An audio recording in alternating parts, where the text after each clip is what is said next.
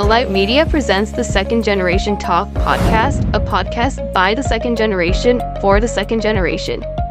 Our title sponsor is JDM Title, LLC, Spring Hill Real Estate, Realtor Ram Mishra, media partner, Nepal Talk, Ananta, Nepal, North Carolina. Our mortgage partner is One Mortgage Inc., Devdas Rajbahak, and then our insurance partner is State Farm, Nirmal Atre. Hello, today we have with us Mrs. Prakriti Khadka, a seasoned professional who happens to also work at EY, just like me. So welcome, Prakriti. How are you today? Thank you, Shreya. Thank you for having me. Happy to be here. Yeah. So how's life been? How's the holiday season been? How's everything? If you want to give us a little bit of a life update. Good. Life's been kind of fast and slow at the same time. Yeah. Forever changing. I heard you got recently married. Recently married. Actually headed to Puerto Rico on Tuesday. Oh, so wow. Gonna kind of try to escape this season. Yes. So yeah, like it's been good. Nothing to really complain about, which is always a good thing. Yes, for sure. So I guess, I think you know why you're here. We're here to talk about life, careers, everything. So I guess how about we start off with, I know that you came to America when you were a little bit older, in your teenage years. So I guess kind of just talking about, how life was like, coming to America when you were older, how that transition was from, Nepal to the US, the difficulties, the hurdles you faced. Kind of start off there? Sure, yeah. So I guess contrary to some of the other people that you have in this so far, I have a little bit of experience in Nepal as well. I moved here when I was 12 years old, going into the teenage years. Wow. So I came in here as in middle school. So that was a very interesting time. As you know, 12, middle 13 is crazy. already kind of a transitory phase for us. And then that transition with the cultural transition was, looking back on it, pretty significant, like challenging and significant. Yeah. But when you're at it, when you're in it, you just go through it, and it was, I'm very blessed. I feel like I got to come to US with my parents, which is like not a privilege that every human being gets and has. So with that, I would say, I have so many aspects of me that is still like very deeply Nepali. Like, I listen to Nepali music. I love to sing Nepali songs, and I know we heard that you love karaoke. I do love karaoke. Me and my husband do that. And like in our pastime, we actually did that last night. Wow. So it's been nice. I would say that the two, just having my very formative years in Nepal does give me a big cultural pull towards that. Yeah. Even though the latter, more than that, has been kind of spent here, given that I'm in my 30s now. So, right, that makes sense. I guess what was like the biggest shock coming here in middle school? I know it's like a big change from how Nepal is to come into middle school, where the crazy formative years where people are trying to figure out who they are, trying to make friends, trying to navigate life. So, how was that? So, coming to America was like the first time I actually ever really like left the subcontinent of like Asia. I've been to India, but like not really, like, you know what I mean? Like just a few days. So coming here, one of the biggest things for me was just like seeing every different type of person. Like it's like you see all shades of color. Yep. And we grew up in such a like place that everyone kind of looks like us. Yep. And we have that like aspect of just like people, but here everyone was like from all over the places. You hear a lot of different accents. I mean, even English, like, was not like a true English in Nepal. Right. So I just remember being very quiet in the beginning. Yeah. I was very observant. I was very shy, I would say. But over the years, hard to believe that right now. But okay, I trust you. I think those years, if you were to know me, I was like a very quiet kid. Right.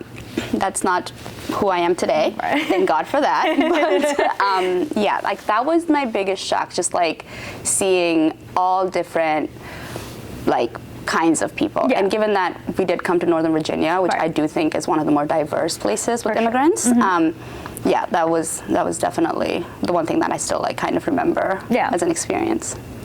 makes sense. So I guess, you came in middle school, went through high school, college, all that good stuff. I guess, how did you navigate, what you wanted to eventually do with your career and things like that? I know high school, they just kind of throw it in there. They're like, okay, you're graduating, pick a career, go from there. So I guess, how did you kind of figure out what you wanted to do, what you were interested in to get to where you are? Can I be honest? I'm still figuring that out. I'm still navigating. Respect that answer. I feel like that is a true answer. I'm still navigating. I'm still kind of like, but I will say I've tried a lot of different things. I went to college for med school and, pre-med. Okay. Actually went through that, got my pre-med degree, and then started working in a clinic, like a retina clinic. I just realized it wasn't for me. Yeah. Like, it was just like, I just love seeing the world, and I love interacting with people in like their real setting. And I feel like a hospital, and like it's like kind of closed doors. It's not as, there are opportunities within medicine to travel and do things, but I just didn't see that to be something that was passionate enough for me to continue. After that, I actually tried business analytics and a little bit of like SEO marketing in Austin, Texas, and 5 years there in my 20s. That was really fun, but and definitely quite a drastic change from what I'd been studying to what I was doing. And then from that, I went on to work for DFAS in Indiana. Did that for 2 years. Texas to Indiana, big change. So they're both conservative states, but I was in Austin, and it's definitely very liberal for Texas. And then Indiana, nice people, but very different than what we're used to here. But yeah, like that was it was also during COVID too. So it was like a mix of everything. Oh my goodness, it was so much. But it was, and then like I ended up at EY. I did my MBA when I was with DFAS, and then like came here, started working for BDO as a subcontractor for EY, and then just got hired on to EY through that, and like here we are. So that's been my journey so far. But I will say, like, even within this, like, I'm still kind of navigating through like where I want to fit in within this like EY world as well, because it's pretty big, as you know. Yeah, for sure. But yeah. And I feel like you said, you're still figuring it out. I feel like you're still young. I feel like that's one thing a lot of us need to realize. Like, people are still figuring it out. Like you said, you're in your 30s, you're still figuring it out. People are in their 20s, they're still figuring it out. So like, don't expect to know what you want to do now. I guess in terms of like the career path, you had clearly a lot of different avenues, a lot of different things you tried. Do you feel like there was any like pressure from your family or like a cultural aspect to be like, okay, let me go into pre-med, and then you were like, you realized that wasn't for you, and then you transitioned, more into like IT and EY, or do you think it was just, something that you were interested in and you just kind of realized it wasn't for you? So as Nepali women and just a person, I guess, you know how it is with our culture and our families. We do get a lot of pressure, I think. I'm not sure if that's like true for a lot of different like cultural diaspora, but like with us, there's a lot of pressure in terms of like performing well and performing within the parameters of what's been kind of like given to us. Whenever I did break the news of like, hey, I don't want to go to med school, I did feel a little bit of like, my dad even till this date is like, oh, my daughter could have been a doctor. I'm like, could have, should have, would have, but didn't, and that's okay. But like, even though you do face that, I feel like what you have to realize is you have to live with yourself, and be happy and like be content with what you're doing, and like there are different ways to like have a career. It's not just like doctor, engineer, lawyer. That's kind of like what's been kind of given to us and like taught.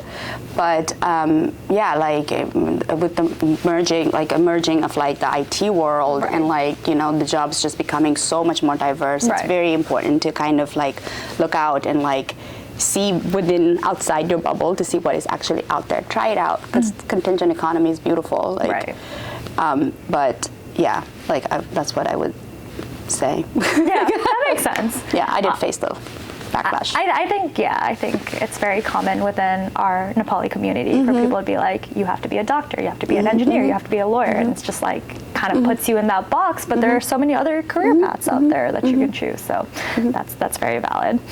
Alight Media presents the Second Generation Talk podcast, a podcast by the second generation for the second generation.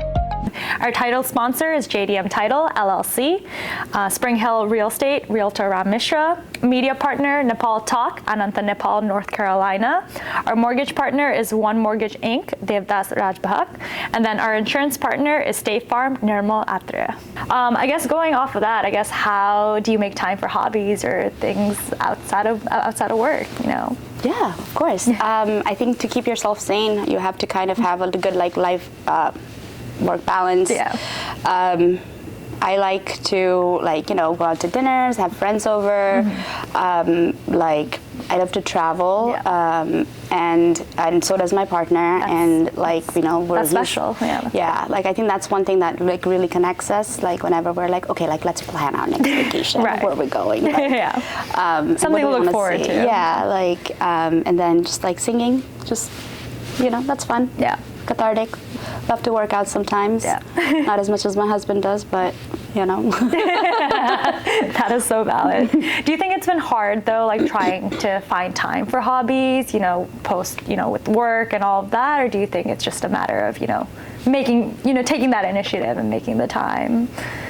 I think when you find hobbies that are I guess, I don't know, everyone has a different ways of looking at it, but for me, if I find something that is a hobby and also productive, that's really fun. Yeah. Right now, me and my husband are renovating our basement and turning it into an Airbnb. Oh wow, that's exciting. And we've kind of worked really, really hard on that. But then it's also kind of I love decor and I love all that stuff, and that's one of my hobbies. Yeah. And with that, I'm kind of also trying to make it productive. Yeah. So trying to find that in between, if it actually creates an output, that's really fun. Yeah. But I think there's always time for hobbies. You just have to prioritize yourself and your mental health.